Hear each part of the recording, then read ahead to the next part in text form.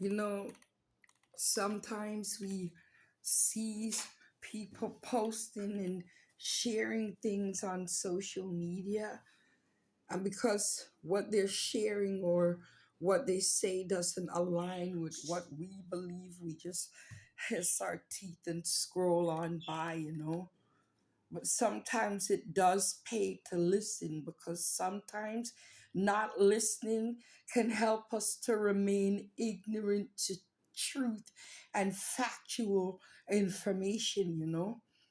Up here in the north, we always celebrate that we're a destination for freedom seeking enslaved Africans that fled from the US up north. But where we are here up north, they also have its own very long history of slavery, and the legacy of slavery does live on in anti-black racism here in the north. So back then, up north was called uh, British North America. So let me tell you that slaves were here. As a matter of fact, there's hardly anywhere in this world that did not participate in the act of slavery. And did you know that more than 12 million Africans who never offended anyone in this world were captured, taken, stolen, betrayed, and sold by their own chiefs in Africa into slavery? 12 million people, some of them died along the voyage to places like France, like Europe, the US, the Caribbean islands. And they used to have this law. It was called Code Noir. That's the Black Code. And that was established in 1743. And the there were some black people that were free, but they were always at risk of being enslaved. So there was a governor in New France, Governor Jean Coeur. He enslaved a black freedom fighter who arrived from New England on the basis that a black is a slave wherever he may be found, you know and any black slave caught running away would have their ears cut off and would be branded with the fleur de lis on their shoulder. On the third time being caught running away, they would suffer the ultimate price of death. You know?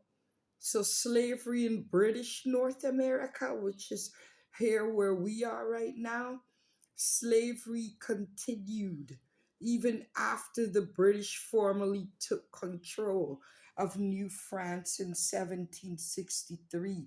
So all them formal agreements came to an end, and the war affirmed the continued enslavement of Black and Indigenous people.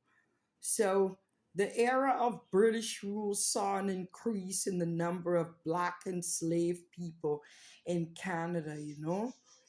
So I want to tell you what happened now. So I believe it was in I'm checking, 93.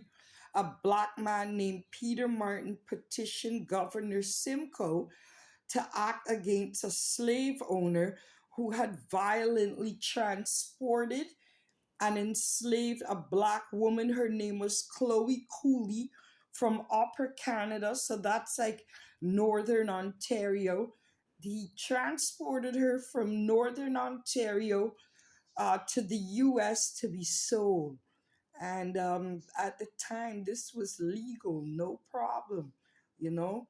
Although they did pass a law in Upper Canada in 1793 to gradually end the practice of slavery, the law still made it legal illegal to bring enslaved people into Upper Canada and declared that children born to enslaved people would be freed once they reached 25. So our little black children back then, they were slaves until 25. What kind of a childhood did they live, you know?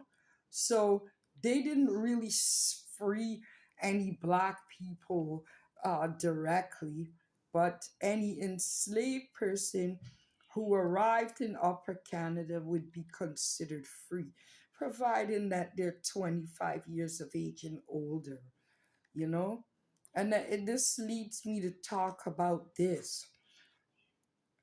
I really didn't know, as I'm convinced many other Black people weren't aware, that in Ontario they have an African ancestral acknowledgement, which was implemented or introduced by the Toronto's Confronting Anti Black Racism Unit in 2018 in Toronto, not Ontario, but the city of Toronto. And let me tell you that kids going to school in Toronto, they don't have to read the African ancestral acknowledgement, the way they read the land acknowledgement. We don't hear the African ancestral acknowledgement being publicly read anywhere, not even in February, Black History Month. You know, and this acknowledgement has been in existence since 2018. It's actually optional, so many chose not to read it. Now, our Toronto mayor, she attended the Jerk Festival, Rasta Festival, and vehemently said, "We're not like them. They're divisive, but you're very much like them because you hide the real history that slaves existed here. As a matter of fact, because of what they were doing, some black people bounced and ran back to the US, into the state of Vermont, because of the atrocities they were facing up here in the north. But we don't hear those stories being told in history class, not even in February, do we? And I want to read to you the African ancestral acknowledgement here in Toronto. The city of Toronto acknowledges all treaty peoples, including those who came here as settlers, as migrants, either in this generation or in generations past.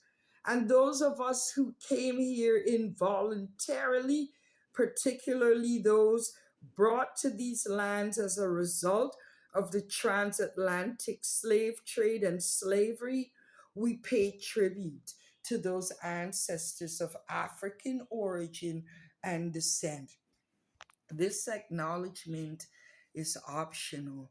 And I'm just wondering, now that you know, those of you who listened to what I had to say, now that you know you have the option in the city of Toronto of reading the African ancestral acknowledgement, I wonder what option you're going to choose, to read it or scroll on by.